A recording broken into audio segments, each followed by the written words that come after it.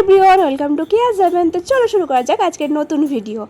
কিছুদিন আগেই চলে গিয়েছিলাম বোলপুর সোনাঝুরিতে শকুন্তলাতে। তো তারপর এখানে লাঞ্চ করার ছিল, এখানে লাঞ্চের একটা থালি আর একটা চিকেনের আইটেম অর্ডার করে নিয়েছিলাম। আর এখানে দেখো জায়গাটা খুব সুন্দর লাগছে দেখতে। আর যেহেতু কিছুদিন আগেই গিয়েছিলাম, তো তারপর এখানে একটা চিকেনের আইটেম যেহেতু অর্ডার করেছিলাম। আর এখানকার খাবার সত্যি বলতে খুবই সুন্দর, আগেও খেয়েছি অনেকবার। আর তারপর খাওয়া দাওয়ার পর এখানে আমরা চলে এলাম নাচ গান দেখতে। আর সত্যি বলতে সোনাঝুরিতে নাচ গান হবে না এটা কি হতে পারে বলো তো। যদিও বা অনেক দিন পর সোনাঝুরি এলাম, কিছু কেনাকাটা বাকি ছিল। আর এখানে যেহেতু ইউনিক ইউনিক জিনিসপত্র পাওয়া যায়, তো সময় নিয়ে কেনাটা ভালো বলে আমার মনে হয়।